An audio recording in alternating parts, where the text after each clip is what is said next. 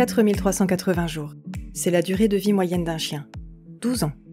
Nous aurons peut-être l'immense joie de profiter de certains d'entre eux pendant de nombreuses années supplémentaires, et la tristesse abyssale d'en perdre d'autres bien trop tôt à notre goût.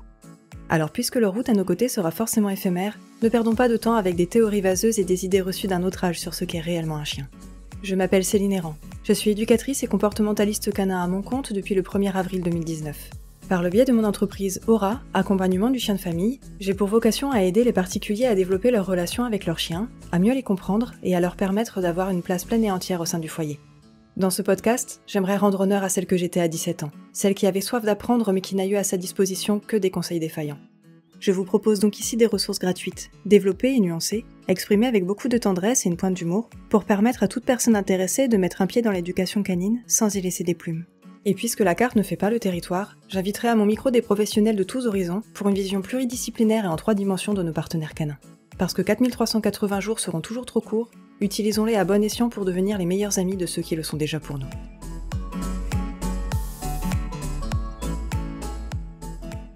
Bonjour à tous et bienvenue dans 4380 jours, je suis ravie de vous accueillir aujourd'hui. Et aujourd'hui, nous allons parler d'un sujet très important et pourtant souvent relégué au second plan. À votre avis, quel est l'un des apprentissages les plus importants à enseigner à un chiot et qu'on a tendance à mettre de côté ? Évidemment, selon la personne qui me répondrait, on aurait des réponses très différentes. Une personne toute débutante pourrait se dire qu'il faut avant tout lui apprendre à lâcher ce qu'il prend en gueule ou à faire pipi dehors, tandis qu'une personne plus expérimentée pourrait s'écrier « la socialisation, évidemment ». Cette seconde réponse est effectivement très pertinente et c'est la priorité avec un bébé chien. Mais cette socialisation regroupe en réalité énormément de choses différentes et il y aurait beaucoup à dire à ce sujet. Aujourd'hui, j'aimerais vous parler d'un aspect capital de la socialisation qu'on a justement tendance à oublier, à minimiser ou à mettre de côté jusqu'au jour où la vie nous rappelle qu'on aurait peut-être dû se pencher dessus. Je vous parle des manipulations. Vous savez ce que j'entends le plus souvent quand je parle de medical training ou de soins coopératifs avec les chiots ? Il est petit, il ne bougera pas, on verra ça plus tard. Alors qu'en réalité, c'est justement à ce moment de sa vie que beaucoup de problématiques peuvent être évitées ou peuvent se résoudre facilement. Vous pourriez me dire que ça va, manipuler son chiot, c'est pas si important que ça. Et si on faisait une liste rapide de situations face auxquelles vous allez forcément être confronté avec votre chiot ? Imaginons les situations suivantes. Vous voulez le sortir, il faut lui mettre son harnais. Votre chiot s'est roulé ou a marché dans un truc un peu cracra et du coup il faut le laver. Vous voulez vérifier un petit bobo parce qu'un chiot ça se blesse facilement, c'est fou comme ça se met dans des situations pourries parfois. Vous emmenez votre chiot chez le vétérinaire pour son rappel de vaccin. Ses petits poils d'adulte se mettent à pousser et vous voulez commencer à le brosser. Ou alors, par exemple, vous voulez vérifier que ses dents définitives poussent bien. Dans toutes ces situations, sans exception, vous allez forcément devoir toucher votre chiot. Un chiot, ça se manipule tous les jours en réalité. Et c'est autrement plus sympa quand vous n'avez pas une anguille entre les mains chez le vétérinaire, un chiot qui se planque sous la table rien qu'en entendant le bruit du pommeau de douche, ou un chiot qui fuit à la vue de son harnais ou de sa brosse. Vous pourriez vous dire que vous verrez ça plus tard, qu'au pire vous tiendrez votre chien à deux pendant quelques mois, ça va, c'est pas si grave. Mais en réalité, ce chiot qui est contenable entre guillemets pour le moment, ne le sera bientôt plus, et il aura passé les premiers mois de sa vie, ceux qui sont donc les plus marquants en termes d'apprentissage, à associer les soins à un moment désagréable et anxiogène. Donc quand il sera adulte et que vous aurez besoin de le manipuler ou de le soigner, vous ne risquez plus d'avoir juste une petite anguille entre les mains, mais un dragon qui vous balance les dents, avec évidemment les risques que ça peut comporter. Et croyez-moi sur parole, malheureusement, désensibiliser un chien qui a été marqué est bien plus long et pénible que de créer dès le départ les bonnes bases. Si je vous en parle aujourd'hui, c'est parce que j'ai été à votre place. J'ai commencé à désensibiliser Vulcain, mon précédent chien, face aux soins alors qu'il avait environ 6 ans. Avant, je faisais au mieux, je faisais beaucoup avec de la contention, j'avoue, parce que je ne savais tout simplement pas faire autrement. Et Vulcain, en plus, était un chien sensible qui hurlait de panique quand on lui prenait une patte, un peu comme s'il était pris dans un collet. J'ai donc décidé de me former et de l'accompagner pour qu'il accepte plus facilement les soins. Il m'a fallu des mois et des mois pour avoir un chien vraiment confortable face aux manipulations, et si j'avais démarré entre guillemets dans le bon sens dès le départ, dès son arrivée à 3 mois, j'aurais eu beaucoup moins de problèmes à gérer.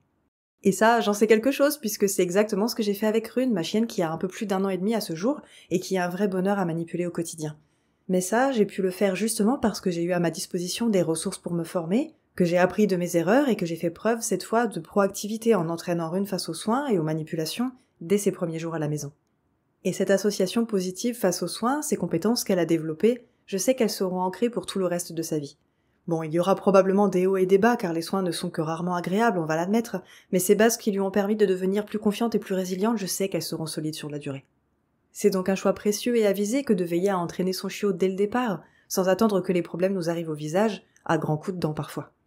C'est la raison pour laquelle j'ai décidé de créer une classe en ligne sur ce sujet. Une classe unique en France à ce jour, se focalisant sur l'entraînement aux soins spécifiquement pour les chiots.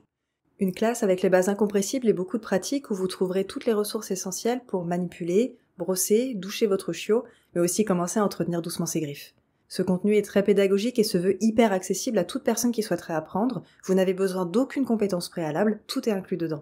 Cette classe est complètement adaptée aux familles débordées. Ce sont des petits exercices simples à intégrer au quotidien, respectant le rythme de votre chiot et vous évitant des galères plus tard. En gros, vous avez dans cette classe le minimum incompressible et super efficace, les fameux 20% d'efforts qui génèrent 80% de résultats, le tout préparé de façon fluide, facile à comprendre, facile à assimiler et avec tout plein d'amour dedans. Chaque leçon aborde en détail la thématique qui y est liée car comme toujours dans chacune de mes classes, le contenu est très riche et avec des tas de vidéos.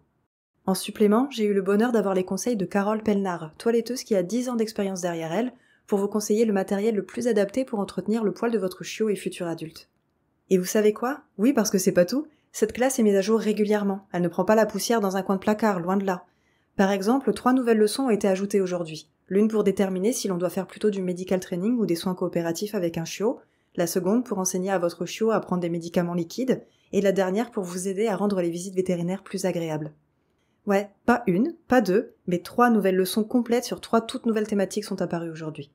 Mes classes vivent, elles grandissent, elles se développent et elles s'adaptent à vos besoins.